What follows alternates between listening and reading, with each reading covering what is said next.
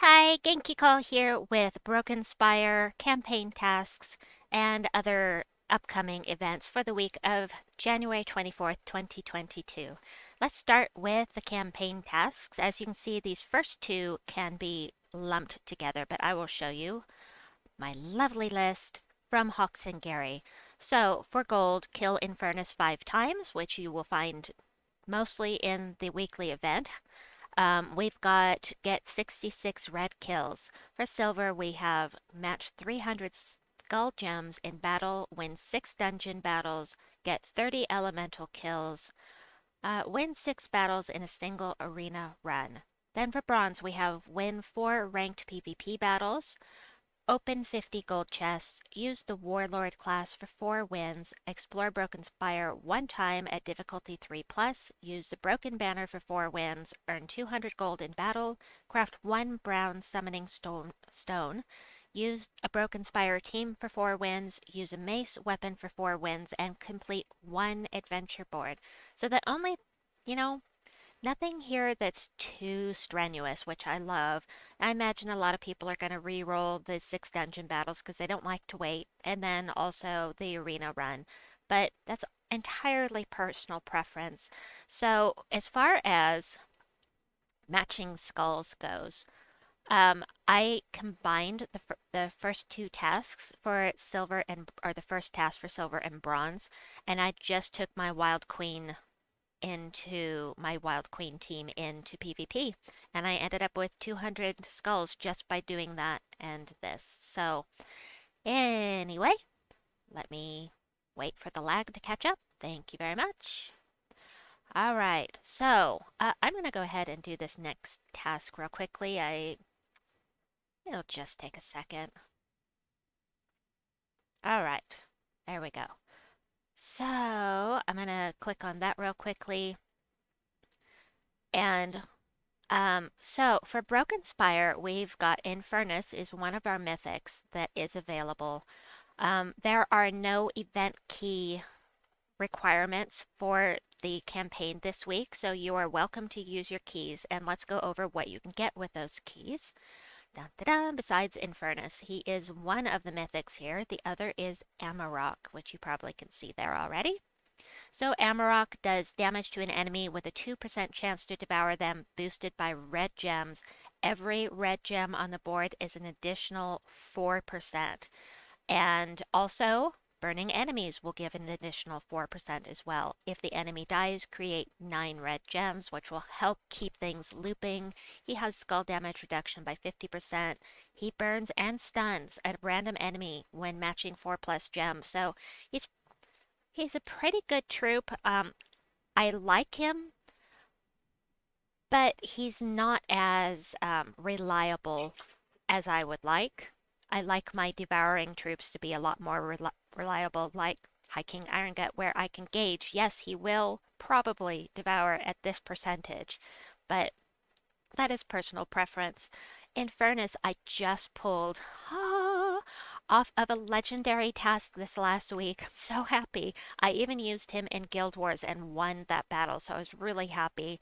Deal splash damage to 2 random enemies, explode 5 random gems, which will help you with some board control. And getting extra mana. Well, not necessarily board control, but explosions mean chances at match 4s, and definitely mana for your team.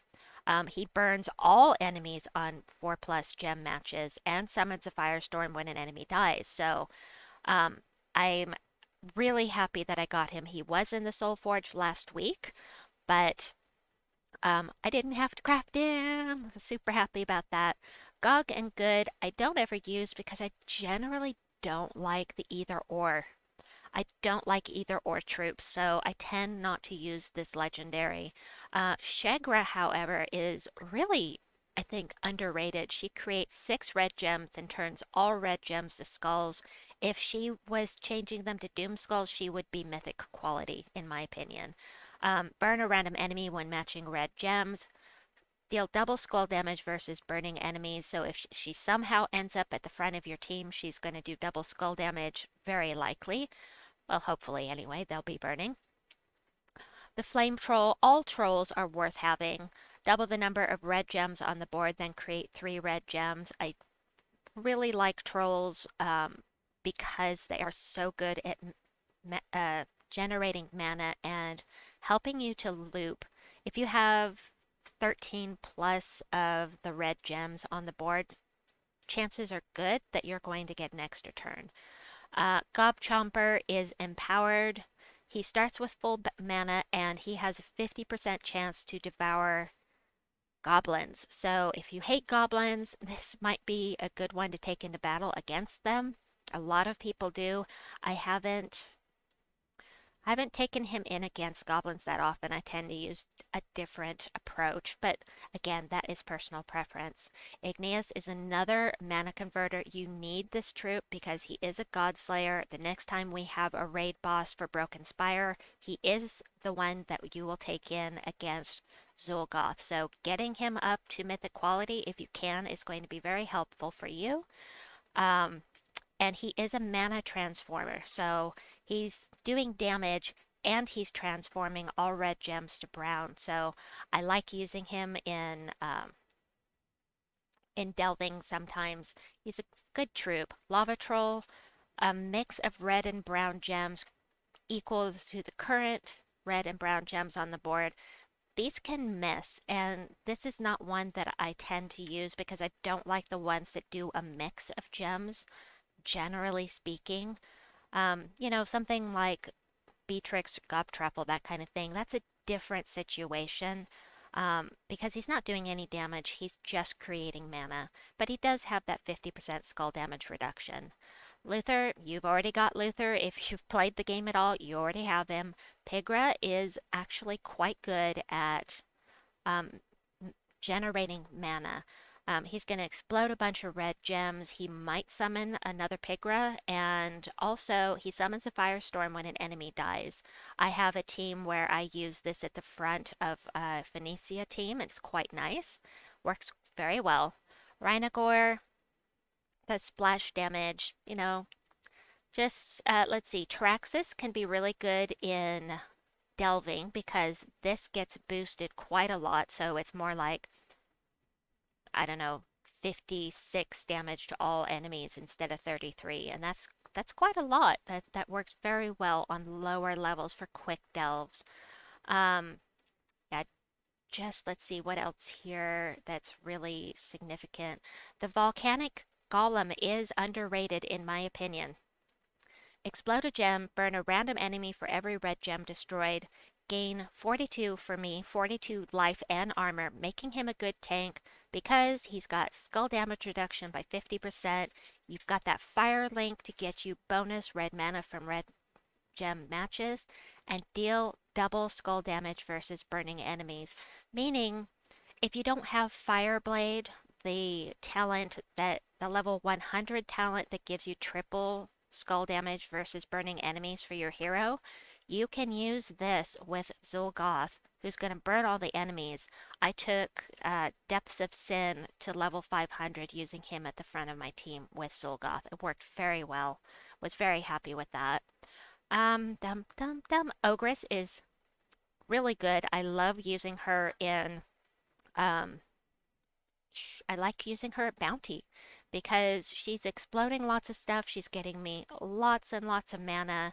She's got 50% skull damage reduction and she summons if she dies. So that is a good one to go for. Firebomb. A lot of people like to use these for fast mana and to open up a slot for summoning. And that is the basically all that we've got going on here.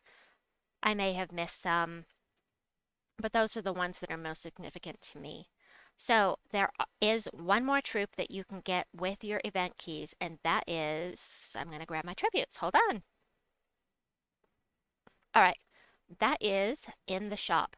So if you plan to use any event keys, do that first, then come into the shop because you might get the new troop in the weekly event thing here from using event keys. It's actually very likely that you're going to get this troop from event keys because he is only an ultra rare. So I'm not going to be using any because all of my Broken Spire troops are at Mythic quality at this point, so I don't need any troops from there except for this guy. So gonna save my event keys, gonna get this guy up to, hey, look how many that is. Whoa, mythic quality, so I have one more level 20 troop for Broken Spire when I need him. And plus I get all of those other beautiful resources as well. Look at that gold. Yeah. And all of those trait stones are invaluable when you're lower level. Just saves you so much grinding. You also want to be sure and pop into resources, get your spoils of war, get the limit, which is 10. This is a fantastic deal for event keys. I recommend doing it every single week, all 10 of them if you can. Because every event key is a chance at a mythic. Yes, I don't get mythics from event keys very often, but it's still a chance, and I really value that. So let's see, for upcoming events, we've got, uh, is it Depths of, no, what's the faction assault? Hold on, I have forgotten. Oh, it is Depths of Sin. I thought that looked like Depths of Sin. Of course, we're not going to the Broken Spire one. The Broken Spire faction is not out yet. We will be doing that on February 4th.